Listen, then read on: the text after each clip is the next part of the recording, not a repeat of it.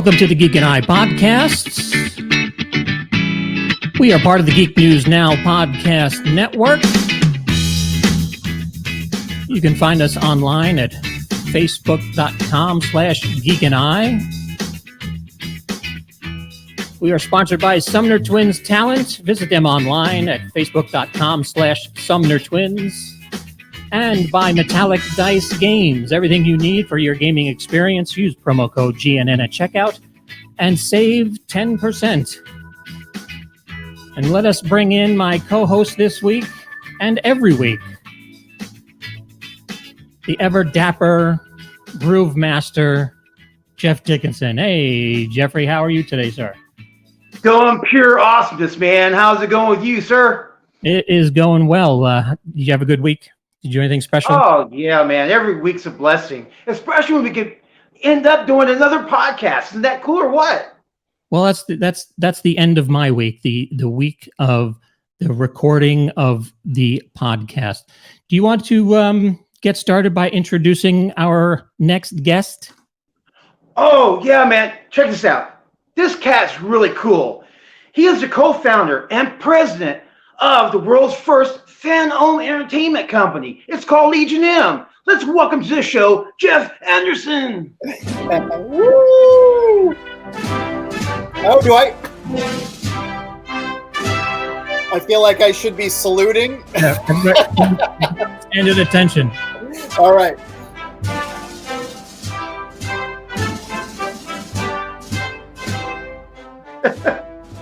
All righty. Thank you for the entrance music. I think that's the first time I've ever entered to Hail to the Chief. That's awesome. That's why I set it up, because I've been going through all some of the recordings and stuff, and I'm like, this dude's the president. You gotta do something for him. So that's awesome. We didn't have the limos sent out for you, but at least we got some. That's fine. That's fine. I'll take what I can get. Okay. How are you, sir? I'm doing great. I'm excited to be here and really looking forward to chatting.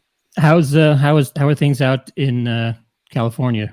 I as good as to be expected. I mean, given everything that's going on around us, politically and obviously with the pandemic, and we're everything's fantastic. I mean, every day I wake up and like you said, Jeff, I think every day is a blessing, and I'm just I'm very fortunate to be doing something that I absolutely love, and that gives me a lot of strength and purpose in life. And so, I'm excited to be here. Now, just for purposes of being full disclosure, Jeff and I are members and investors in legionm. And basically the reason I wanted to have you on the program this week is because it's been a while since we've gotten to hang out, at a meetup because of what's been going on. And I wanted to just sit back, chat, have a, like Jeff said, a couple of dudes talking about things that they like. But let's get started with legionm. What was, and I don't think I've ever asked you this before, what was the Doc Brown moment, where you fell off your toilet and hit your head, and then when you woke up, you decided, hey, this fan-owned entertainment company, would be a great idea. How did that come about? Oh, it was when we were hooking up the jumper cables to the DeLorean, and just at that moment, the lightning struck.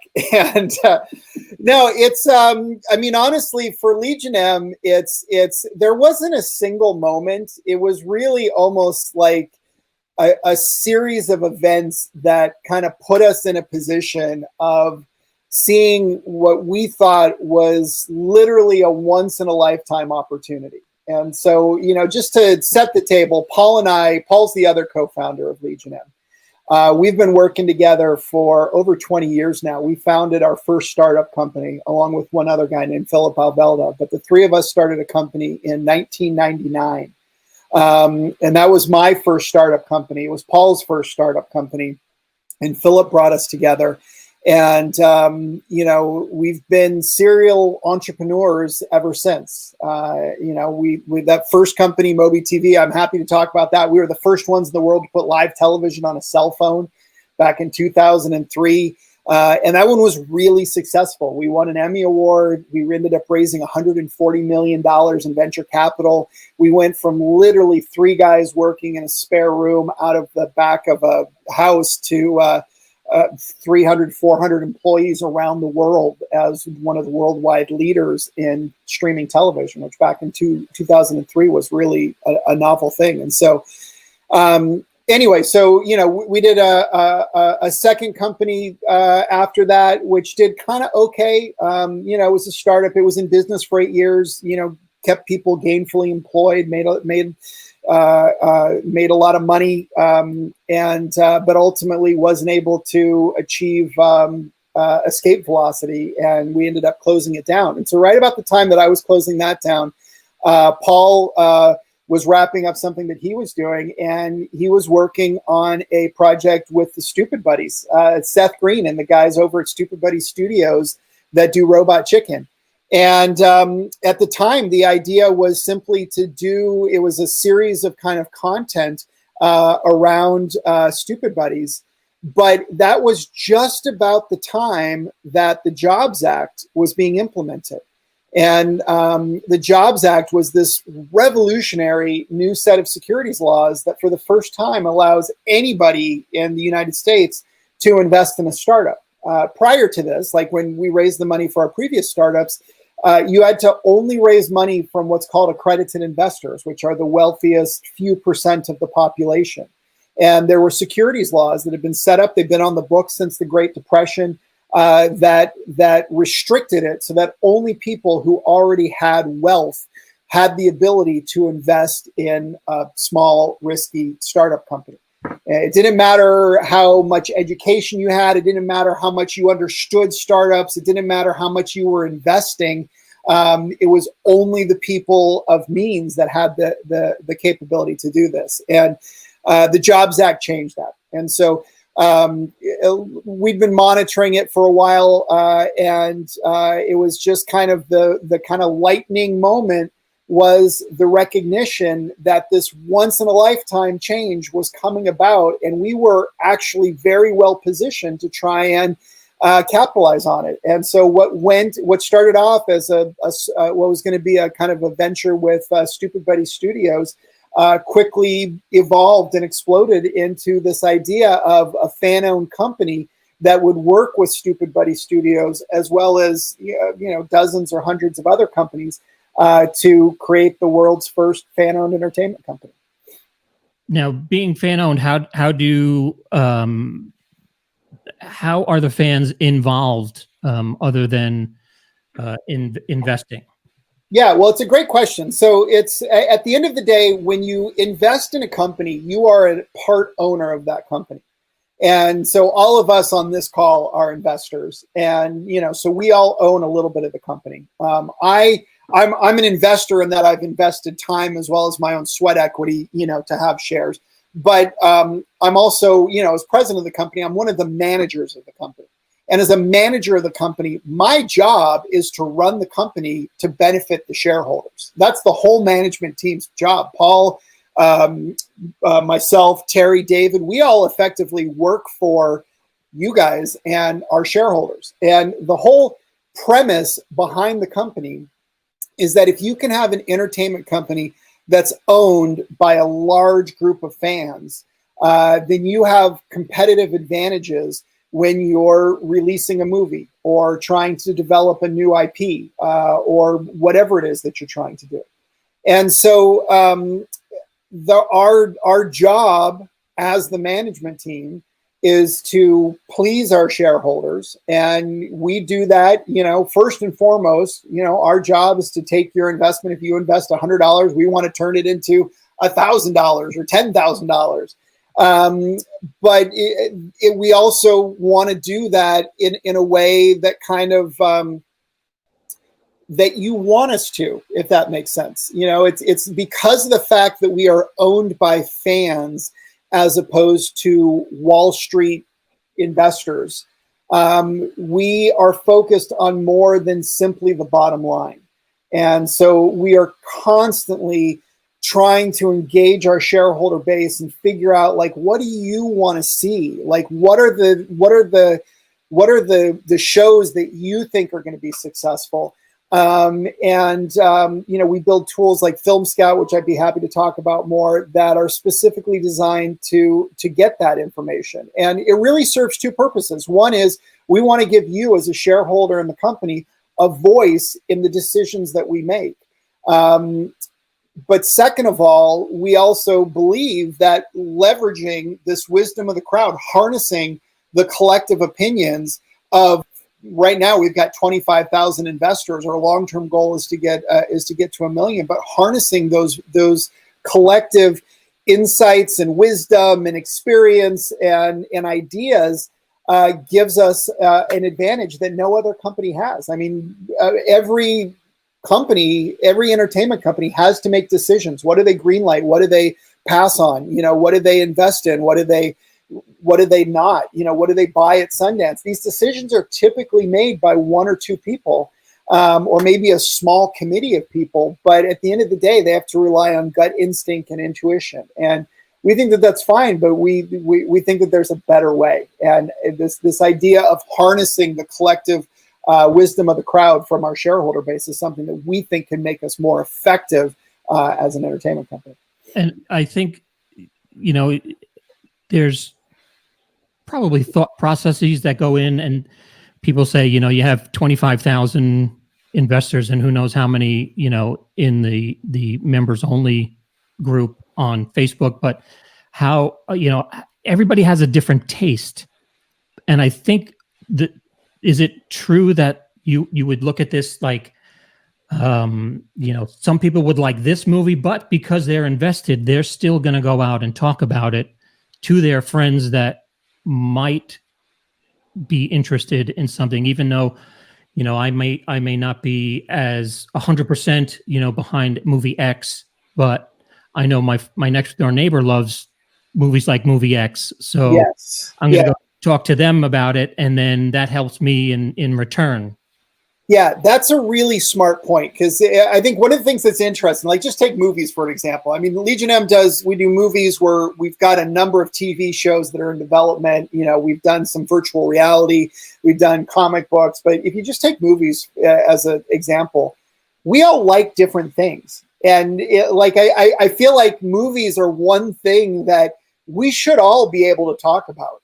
Right. I mean, honestly, at the end of the day, if I can't give you crap about some movie that you love and I think is utterly ridiculous, like, what's the point? Right. And so everybody has different tastes and no one's ever going to be happy. And so this idea that, everybody in the Legion is all going to like this one movie, I don't think that that's really realistic. But to your point, John, the fact that you are involved with legionm means that you even know about the movie. And I think that that's really a point that a lot of people don't necessarily understand when you're talking about the business of Hollywood. And that is, rising above the noise in entertainment is literally one of the most difficult things to do and one of the most critical things to do, because Netflix alone is probably released more content today than I could watch today if I was doing nothing but sitting and watching Netflix all day. And you multiply that by YouTube and Hulu and Amazon and all Apple TV and Peacock and HBO Max. I mean, there's so much content out there that rising above the noise is really, really one of the keys. And so if you look at the traditional studio model in Hollywood, what's evolved to over the past 10 or 20 years is it's based on franchises, it's based on existing IP, and it's based on tentpole properties. For Hollywood, it's more risky to go out and make a $20 million movie, than it is to make $150 million movie. Because they know if they make a $150 million movie, they're going to tie it to a franchise. It's going to have established actors in it that that you want to see. It's going to have a built-in audience that's going to be ready to come see that movie the day that it releases. Whereas if you try and create a story based on an unknown IP, or doesn't have an A-list actor in it, it's extremely risky. And even though you're only putting maybe $10 million, it's kind of this weird thing. It's like the cheaper the movie is, the more risky it is from a financial standpoint, because of the fact that you don't know if people are going to show up for it.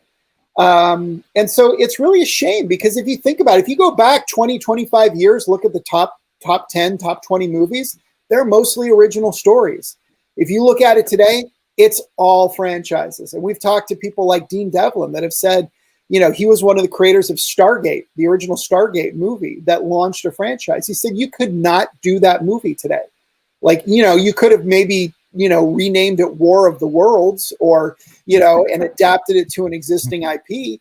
But Raiders of the Lost Ark, forget about it. Star Wars, like these things that became franchises, started off as original IP. And I think that's one of the really powerful things about having a company like legionm. So to your point, and to get back on track to your question, what you had asked, Sean, is the fact that we've got 25,000 investors and we're growing every day. And like I said, our long-term goal is to someday achieve 1 million investors. The fact that we've got people that are invested in the company, they've got a financial stake in our success. So that's part of it. But they also may have had a hand in choosing the film at Sundance, or they may have been able to go along, come along behind the scenes. We got some great case studies of what we've done with Arch Enemy, of ways to get fans involved, like not just like watching behind the scenes clips, but literally involved with the production of the film. And so to your point, even if it's not something that you would normally be attracted to, you might be willing to give it a shot, or you might be willing to share it with some of your friends that you think might like it, even if it's not your cup of tea. And we think that it's that ability, if you kind of multiply that across every single project. We've got dozens of projects on our slate right now, where we've been releasing a couple a year that have actually been getting to market, but we've got far more that are in the development phase that we're trying to get to market. But if you can apply that little competitive advantage to every single one of those projects, then we think that it's something that adds up to a significant, long-term competitive advantage that only legionm has. Now, the unknown IP you talk about, it is that, I guess that's where the Film Scout comes in. That was, I guess, this is the second. It was the second time we did it at Sundance. Right? Yeah, we actually did one at Fantastic Fest before, I think. But yeah, and that's just a little program where you go in, you watch them. Now, could you do, like, say there's a local film festival, you can go in there and punch in, I just saw this movie at this film festival, and will somebody see that when it goes through and take a look at it or look into it, or not yet? Yeah, so that's not the way that it works yet. So far, it's only been something that we've done at kind of major film festivals. And so just to explain it, if you're not, for those of you that aren't familiar with Film Scout, this is an app that we created, and that to allow our legion of investors to help us choose a movie at Sundance. And so if you're not familiar with Sundance, it's a film festival where you can go to watch movies, but it's also a film market where companies go to buy movies for distribution. And so, kind of the canonical example is, everybody watches the film when it premieres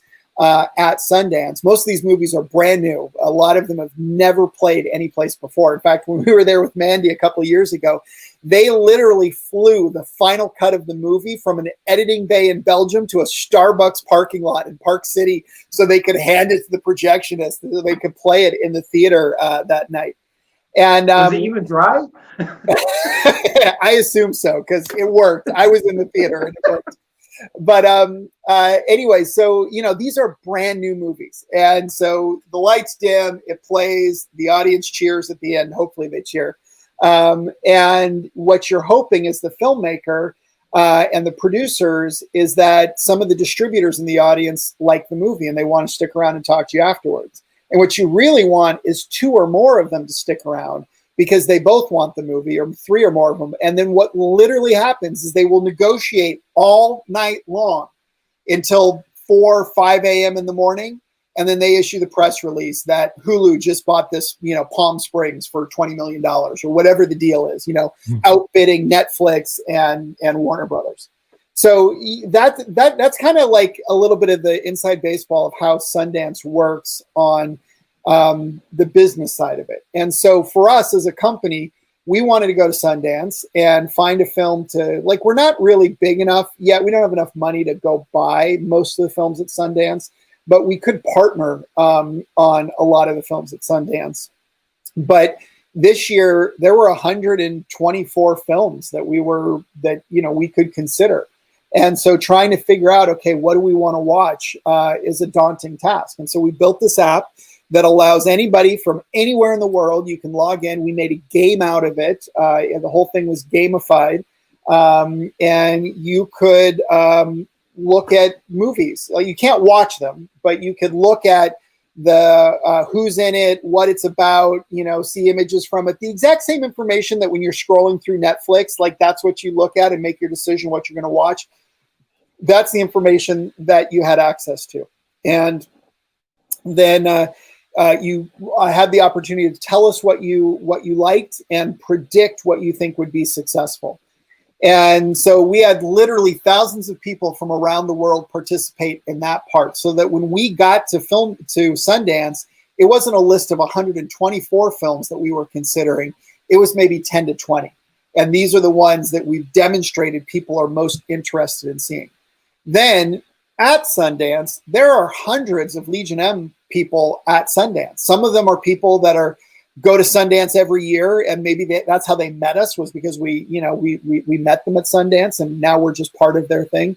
Other people, this is them checking off their bucket list, and which, by the way, you should totally do at some point. Go to Sundance because it's an awesome experience. And if you go as a legionm film scout, because you can come hang out at the legionm lounge. We were partnered with Getty Studio the past 2 years, so that all the celebrities, as part of their press junket, would stop by and get their photos taken by Getty in the legionm lounge. And we had programming every night, things like karaoke and contests and free food and beer and specialized cocktails and all that sort of stuff. So it was really fun.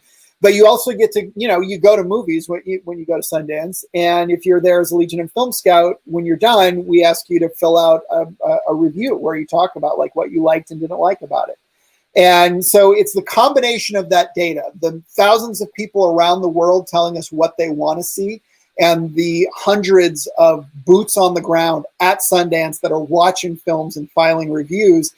And when we take that data and mash it together, it gives us what we believe is a really good insight into what the opportunities are. And this year it was a movie called Save Yourselves. And, based on the Film Scout data at Sundance, we reached out to Bleecker Street, who was the company that, stayed up all night and ended up winning the rights to distribute the movie.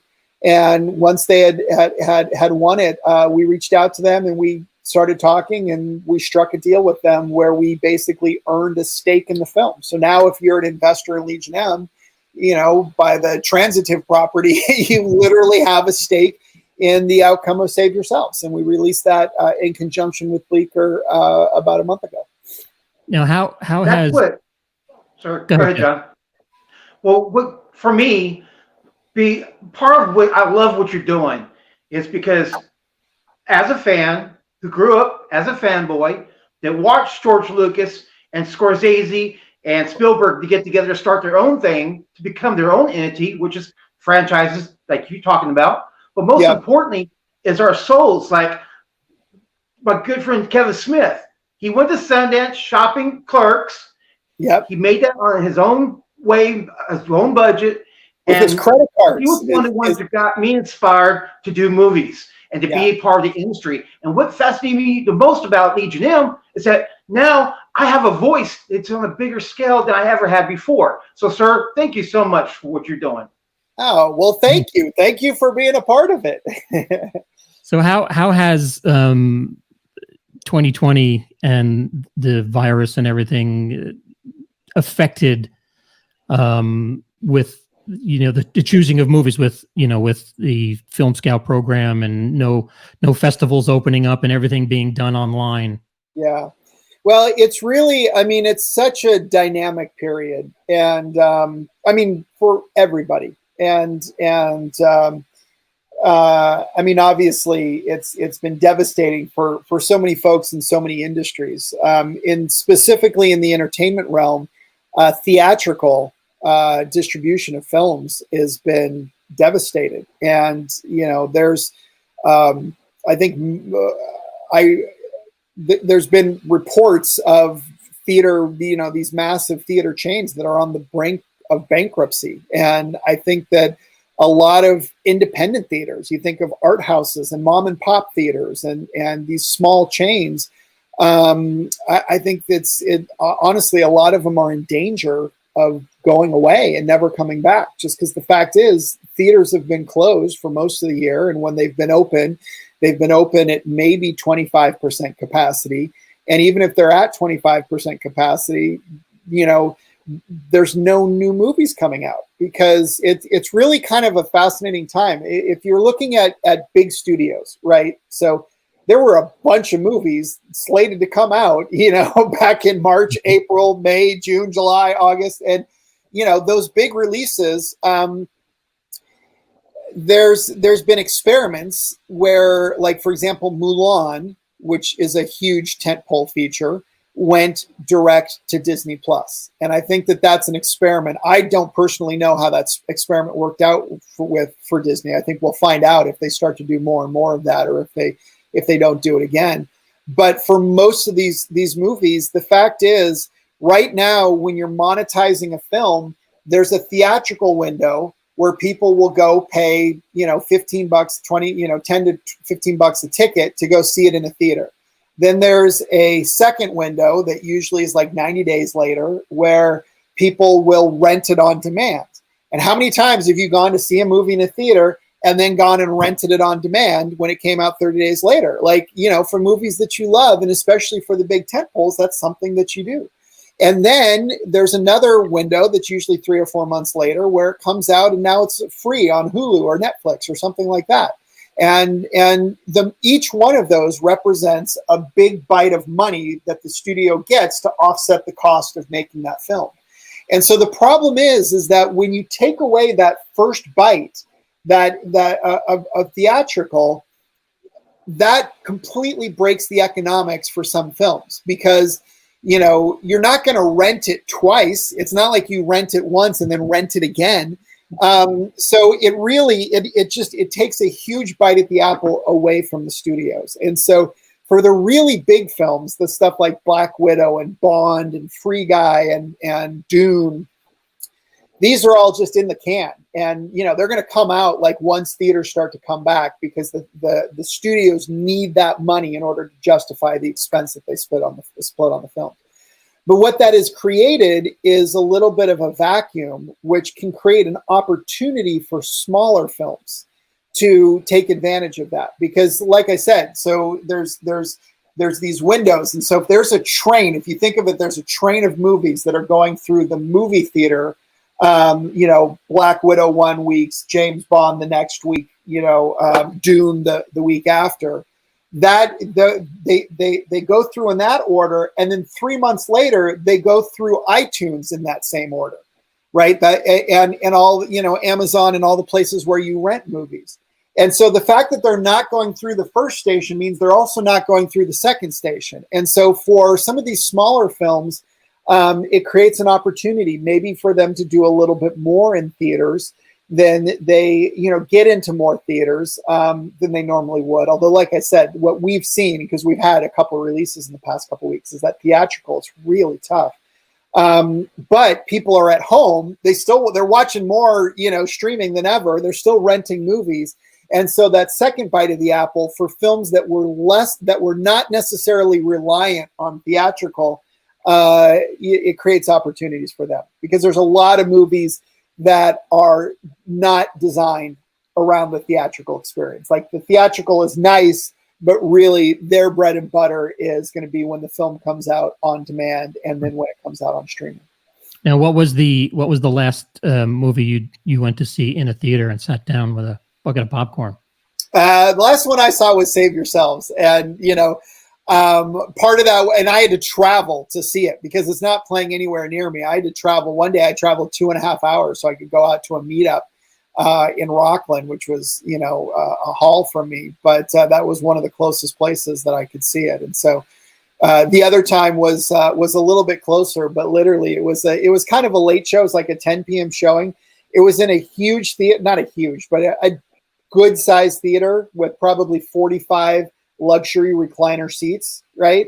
And they had blocked off all but 10 of the seats for sale, right? Because like they can't put anything on the aisles, and then they put social distancing in between chairs, and so of the 45 seats, only 10 of them were available to purchase.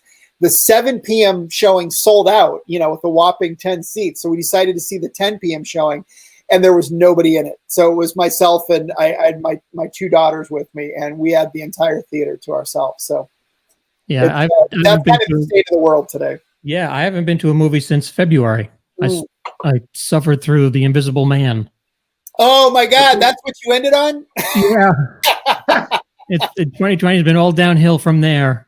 So John, Mandy, was Mandy playing near you when we? No. Okay, you must not live near an Alamo then. No, I do not. Okay. Yeah.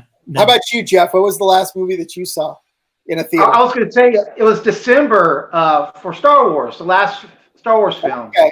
And I was planning on go seeing the new James Bond when it came out, but of course, Yeah.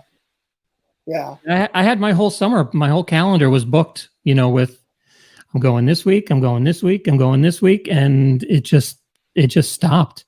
Yeah. And it's tough, and it's it's hard to get too bent out of shape out of it. I mean, so many people are so affected by COVID in so many ways, and that are so more dramatic or devastating than simply movies. But it is I feel like one of the artifacts of this whole thing is that a lot of the stuff is fundamentally changing. We're accelerating trends that were already happening. The move to watch stuff online, the growth of to be honest, it couldn't have happened at a better time for things like Peacock and Apple TV and all of these new streaming services, because people have more time than ever. They're looking for content. They're trying things. And it really, I think it's going to, just like many things, there's going to be lasting, this is going to leave a mark on the movie industry going forward. This isn't a temporary blip and then everything's going to go back. Like, it's going to go back, but it's going to be different when things go back. Now, is there going to be an effect to Arch Enemy releasing in December? There's already been an effect in that I don't know that it would have released in December. I think originally they were looking at early 2021. But I think part of, I don't know all the strategy. I mean, the whole release date timing is a fascinating just thing, because it's like, it's all of these different competitors that are trying to place their movies. And, when you place it, the date is important. Like, what is the time of year? And, is this a good fit for it? But also like, okay, well, what else opened this week? What opened the previous week? We learned this really the hard way with Bad Samaritan back 2 years ago, because that was a film that we were working with Dean Devlin on. Dean was the distributor, and they worked so hard. I mean, we were on every single one of those calls, and they worked so hard. They changed the date like 3 times because they were trying to, it was a small movie, but they're kind of tiptoeing around these giant tent poles, trying to figure out. And the date they settled on was the week after Avengers Infinity War. And so, everybody knew that Avengers Infinity War was going to be big, but, nobody knew that it was going to become the biggest movie of all time at the time. I think it got eclipsed when Endgame came out. But anyway, so it's just like, it's always a challenge, and, best laid plans and all that sort of stuff. But But yeah, what we saw with Bleecker and Save Yourselves, and I imagine that this is the same thing with Arch Enemy, is basically these distributors saying like, look, we don't know what's going to be happening with COVID. I mean, honestly, the way things that are trending right now, I don't know that any theaters will be open come December 11th. But what you do is you kind of build your strategy around the online release and the iTunes rentals and all that sort of stuff, Amazon rentals. And if the theatrical comes in, then that's great. We've seen with both Save Yourselves and the Mandy re-release that some of the best money in film and theatrical today is coming from drive-ins.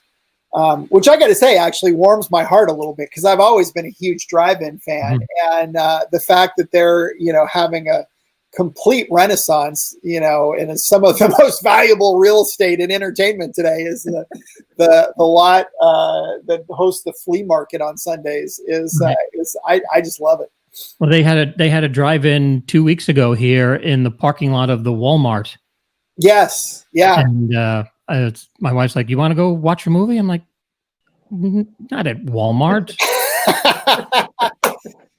It's funny, like we've actually toyed around with the idea of doing a pop-up drive-in for legionm, and like our kind of thoughts are two things. First of all, it'd be really fun. We've always wanted to be able to like take one of our movies on tour and do like a Mandy, but also make it a little bit more than just a movie. I think there's a big opportunity. Part of in my mind, what makes going to a theater unique, it obviously depends on the movie, but is the community, right? Like there's nothing like being in a crowded theater for the opening of a movie that everybody's excited about and people are cheering when the movie starts. And, you're hanging out in line with people that share this common interest and people are dressed up. I mean, that to me is kind of the magic of it. And at the end of the day, like I can watch that same movie at home and a lot of people have a screen and a sound system at home that probably rivals, the experience that they're getting, audio visually at the theater, but you can't replicate the people. And so that's what we would want to do is try and lean into the community part of it. How can we make this a drive-in movie a little bit more like a rock concert, than just a sterile screening of a film? And, how can we, play games or have things that you can throw at the screen or, whatever, just turn it into a big old party. Well, I know kind of like a Rocky Horror Picture Show. Yeah, exactly. The meetups that I've hosted have the people that come out. They're just it's sometimes it's more fun to hang out after the movie, and talk about the movie. Because when you're in it's a dark theater and you're sitting by yourself in your own little bubble watching what's happening on the screen. But then, when you go out and hit the Applebee's afterwards, not a sponsor, and just hang out and toss a couple down and have your potato skins and talk about the movie. That is what to me brings out the love of. And then a connection to the movie. It's not really the movie itself, but it's the experience afterwards that you had with everybody that you went with. I agree. I 100% agree. And it's really a shame that Save Yourselves. I mean, if I think back at our movies, there's some movies that you should see in a theater. Like Mandy is a great one. If you get a chance to see that in a theater, see it in a theater because the soundtrack, the visuals, like it's just like that's a movie like a Star Wars that you want to see that in a theater. But there's also films that I think really benefit, and Save Yourselves would have benefited from a broad theatrical release, kind of like pre-COVID release in two ways. One is I've noticed this with comedies. Like it's really interesting. When you watch a comedy at home, it's dramatically different than if you watch it in a crowded theater. Because all it takes is one person laughing, that kind of gives permission to the whole theater to laugh. And the next thing you know, you've got a laugh track. Like there's a reason why television puts laugh tracks on sitcoms, because you find things funnier and you're more willing to laugh if people are laughing with you. And so like that's a movie. I saw it in Sundance with a theater that was so live that I missed, half the movie because people were laughing through and you couldn't hear the next line. And it was so fun. And I feel like, that was a movie where that it really benefited, because then when you watch it at home and you're in a sterile environment and your phone's buzzing, so you're going to check your phone, like it totally takes you out of it. Well, one of my greatest memories is I was working at a movie theater on Long Island, and the first Home Alone came out, and I got to go to a screening of it the week before for employees, and I took my dad. And the scene where they're breaking into the house, I didn't watch the screen once. I was watching my dad laugh. I had never seen my dad laugh as hard at a movie than watching that break-in scene in Home Alone. And it's embedded in my brain, and it always makes me smile and get chills and teary-eyed all at the same time thinking about it, because there's an emotional connection to certain movies, and seeing it with a group of people. I got to see a sneak preview of Ishtar in a crowded house, and it was hysterical. People thought it was the funniest movie they'd ever seen. And then one critic comes out and says, "This is garbage." And then there's nobody in the theater next week. Yeah. No, I classic now, man. I haven't seen Ishtar since Ishtar came out. I'll have to go back with that in mind, John, and see. I totally agree. Like I feel like it's the difference between listening to music and going to a concert, right? Being around people, it's that energy, and even if the quality of the music, the fidelity of the music is better if you're sitting in your car turning up the stereo than it is at the concert. But I'll take that concert 100 times, out of 100, because of the fact that you want to be there with people. You want to be able to, maybe drink something or just have some fun and let loose. And one of my favorite movie experiences that I remember is I saw Misery with Kathy Bates in a full theater in Westwood opening night. And oh my God, like the when she's got the sledgehammer and like people and the whole theater's like, no, don't do it. Don't go down there. And it was just like, it was one of the funnest things ever. Yeah. Cause and going back to current events, I don't remember the first time I listened to a Van Halen song, but I remember the first time that I went to a Van Halen concert. And I think that's what the difference is. Yeah. Totally agree. How has, if for anybody that doesn't know, can we go into Arch Enemy? Can you speak about it? Just give it a description and tell everybody what to expect? Yeah, absolutely. No, so Arch Enemy is our newest movie. It's coming out December 11th. I believe it's in theaters and on demand the same day. I don't know the specific details, but if it's not the same day, then it's within a day of or two or something like that. But it stars Joe Manganiello and Glenn Howerton and Zoli Griggs and Skyland Brooks and a whole great cast of folks. It was produced by Spectravision, which is the company that produced Mandy and Color Out of Space, as well as kind of a whole suite of films. But if you know those films, or if you know Spectravision, that they've got a very independent, very like if you're gonna go see a Spectravision movie, it's gonna be different. It's because they're not gonna this is not a kind of mainstream take on stuff sometimes. But this film, I think, is a fairly mainstream story, and I think is probably one of the more commercial ones that Spectravision has done. It's written and directed by Daniel Egypt Mortimer, that did Daniel Isn't Real. Have you guys seen Daniel Isn't Real by chance? No. No. You should check it out. Like if you like horror, and it's not, it's kind of, I mean, it's horror-ish. It's not like a slasher horror movie or anything like that. It's definitely a little bit scary, but it's also, I think, very original and thought-provoking. And I think that that's kind of what, like, I have a lot of respect for Daniel Egypt Mortimer in that regard. And so, yeah, I mean, what we're looking at is there's a trailer for it, which you can see, and that'll describe the movie far better, you know, than I can. But it's basically the story of an old drunken hobo, effectively, who claims that he was a superhero from another dimension, and nobody believes him except for this young kid. And it's their story of them together, and then when the kid gets into trouble, how this guy reacts and responds to it. And I think it's a really cool movie.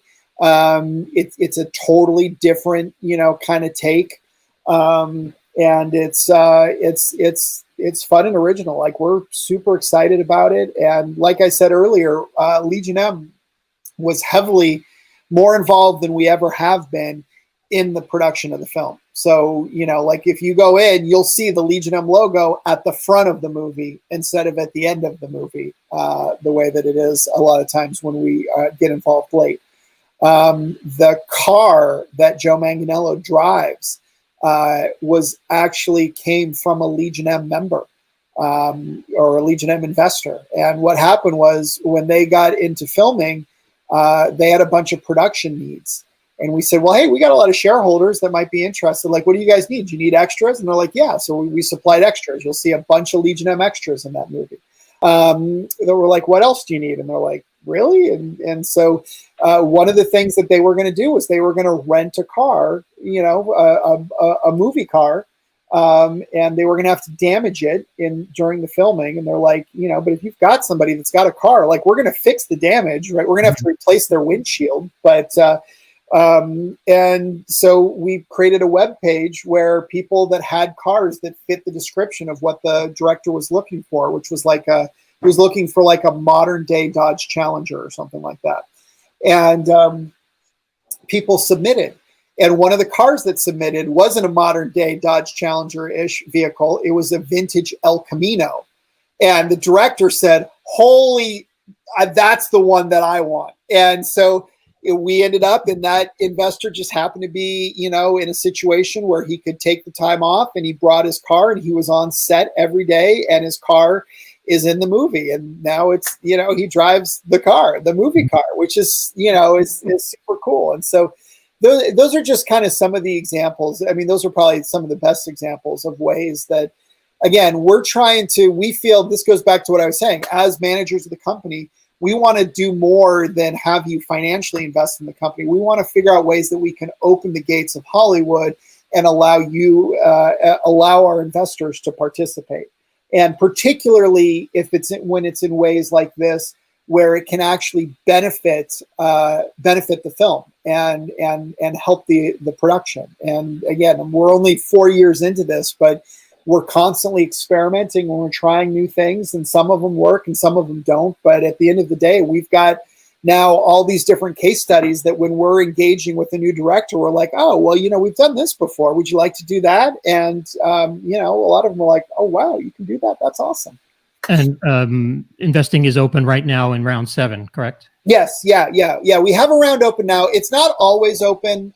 There's a lot. So everything that we do is regulated by the SEC, which means that we have to do public filings. We have to present audited public financial statements once a year, and non-audited interim results at the midpoint of the year.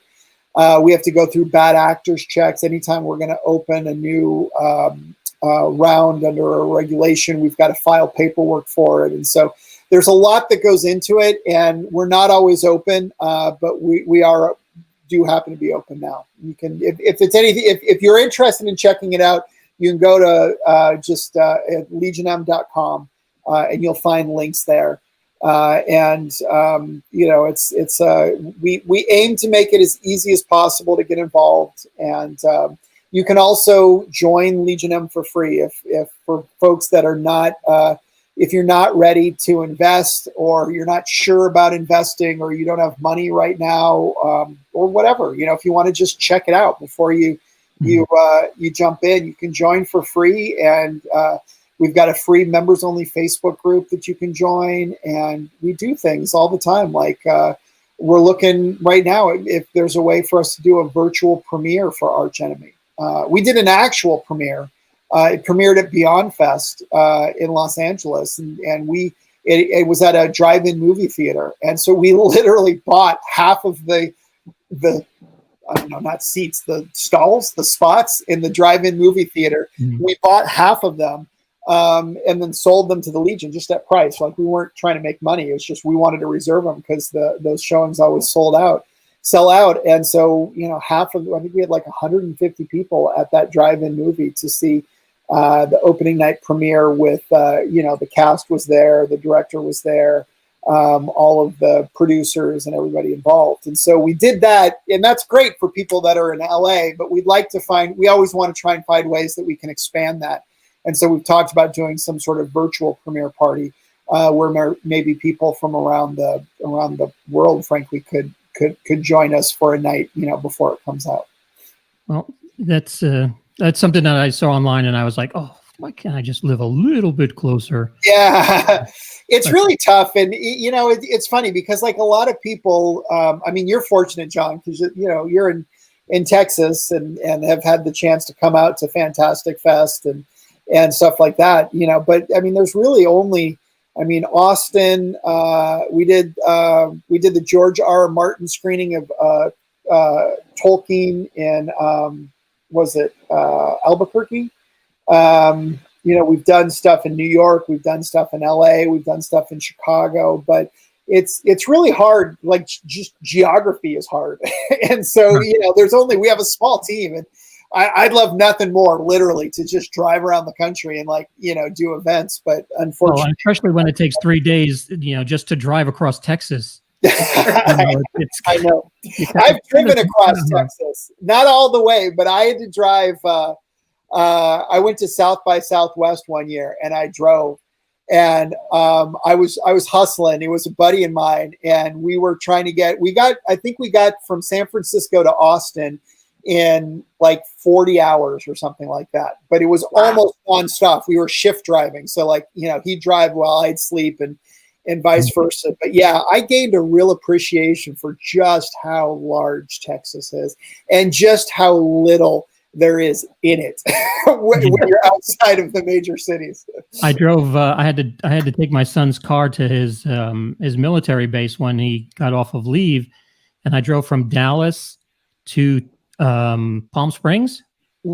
26 hours. Oh my goodness! Wow, you were cranking and sleepy. Yeah, that's wild. That's wild. So I noticed behind you, you have a bunch of collectibles.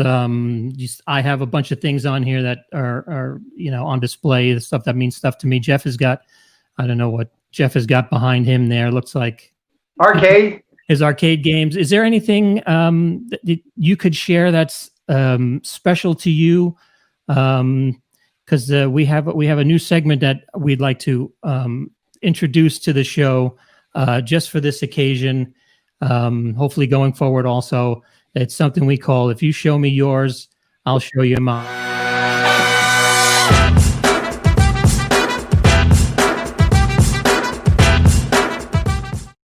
So what do you have? I'll reach into my box here and I'll pull out something that I have. Okay. If you show me something that you have. Okay, sounds good. Who starts? Do you start or do I start? You have to show me yours, and then I'll show you mine. And then you'll show me. Yeah. Okay, all right. Didn't you read the thing that came across the screen? Well, I wasn't sure who the you was and who the I was in this scenario, but all right. I'll tell you what. I'm going to start with.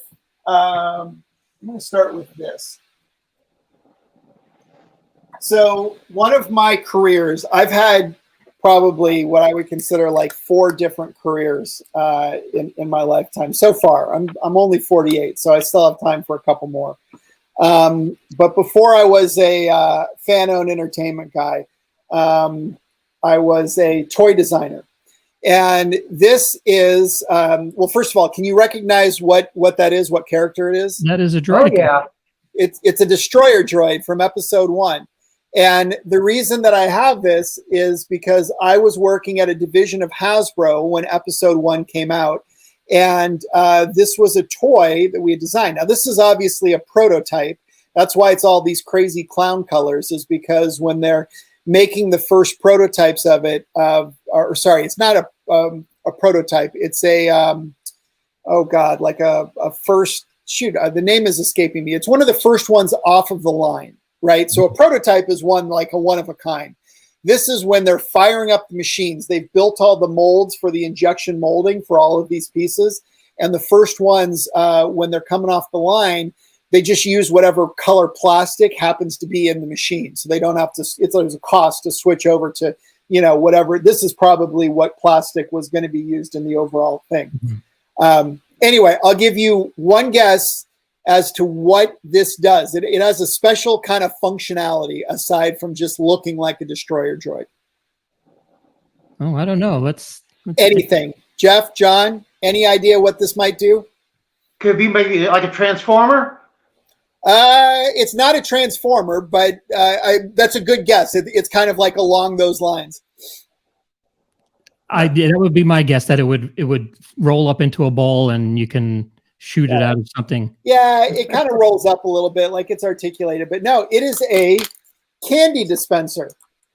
His hat comes off, and you would put little M&M minis. Those little tiny ones that come in the tube. You would pour those in. And then it's hard for me to do without setting on a table, but you would rotate his head forward like that with your hand underneath, and a little M&M would drop out. And so this was part of a set. There was this one, and there was an R2-D2. I don't have any of those hanging around. Anyway, it's just kind of special. I love it because it was one of my favorite ones that I worked on there. This one, actually, they went all the way through the process. As you can see, these were the first parts off of the mold, but it never went into actual production because it fell behind because of the engineering. There's a little bit of complexity there. And by that time, episode 1, was getting a little close. There was so much episode 1 product out there. I'm sure you guys remember, like you couldn't buy anything you could literally want to buy. There was a Star Wars episode 1 version of it, whether it was soap, socks, whatever. And anyway, so it never made it into production. So this is, this is the only one that has the crazy colors, but there's only about 10 or 15 of these that even exist in the world. So that's where we're going. Sure. What's that? Right up on eBay, right? Yeah, maybe. I don't know how much. You make a phone call to this guy first. Of course. So, all right. One of the special things that I have, and I don't have them hanging up because I'm just so afraid that, like, when you have kids, you have things that mean stuff to you, and then they use them, and you're not supposed to use. That's not supposed to be used. And my mother had gotten me the whole set. I don't know if you remember the Hamilton collection. Going through Star Magazine, and they're selling the Christmas displays and the cups and the saucers. She got me the whole set of painted Star Wars plates. That's beautiful, John. This is this is Return of the Jedi, and is it numbered? It is numbered 476. Wow. So I have the whole collection of that, and how many plates are in the collection? It's just the 3, because this is from the late 80s, I think. There's no date on it. It just says Return of the Jedi premiered on May 25th, 1983. This edition is limited to a total of 28 firing days. So they only made this. It says 1992. Okay. So they only made this for 28 days. This and the other two, and the reason that they're in a box is because my son had the one for The Empire Strikes Back, and he was about to put macaroni and cheese on it. And this is the first time it's been out of the box since I moved to Texas, probably in 2011. So, that's really cool. Well, that is beautiful, John. And that is gorgeous, and also very memorable. Yeah. Well, thank you. It's so great to talk to you again. It's been a while. Well, so how about Jeff though? We haven't seen his. I didn't think he had anything. He didn't. He usually doesn't come prepared. Well, what I got here is a very unique Star Wars book because it's got all the storyboards from the original 3 Star Wars. Oh wow!